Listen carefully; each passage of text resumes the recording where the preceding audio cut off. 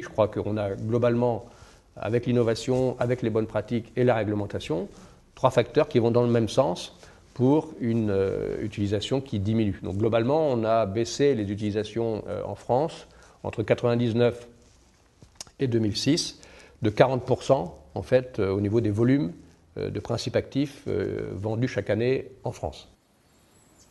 40% de baisse, cela reste à vérifier.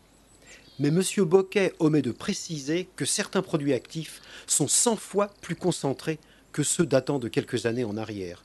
Parler de diminution de l'utilisation des pesticides est une gigantesque arnaque. Les quantités, c'est un problème parce qu'il y a 20 ans, il fallait donc 1 kg ou 500 grammes de matière active pour être efficace. Aujourd'hui, on a la même efficacité avec 7 grammes, 6 grammes. Donc il ne faut pas parler en quantité, en kilos, il faut parler en dose. Et les doses, elles ne diminuent pas. Les agriculteurs aujourd'hui donc raisonnent leurs interventions, c'est-à-dire qu'ils ne font plus de traitement à l'aveugle, c'est-à-dire qu'ils mettent une culture en place, donc un fruit, un légume, un champ de blé, et régulièrement ils passent dans leur champ pour voir ce qui se passe. S'il y a des mauvaises herbes qui lèvent, à ce moment-là ils mettront un herbicide. S'il y a un peu de maladie, mais pas trop, ben, ils ne traiteront pas. S'il y a quelques pucerons qui se promènent, là aussi, le seuil de nuisibilité pour la culture n'est pas atteint, donc on ne traite pas. Donc de plus en plus, les traitements sont raisonnés.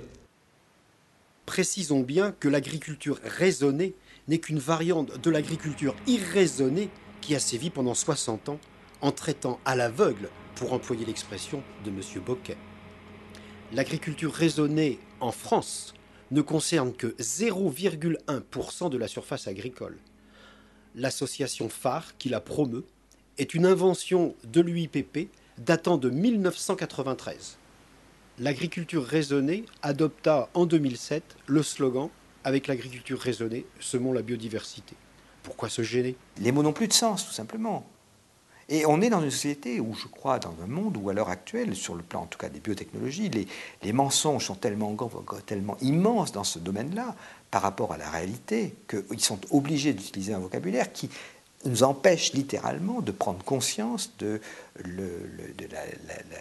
l'immense catastrophe qui est en gestation depuis maintenant 40 ans ou 50 ans et qui est en train de nous éclater sous le nez, là, maintenant, qui est en train d'exploser.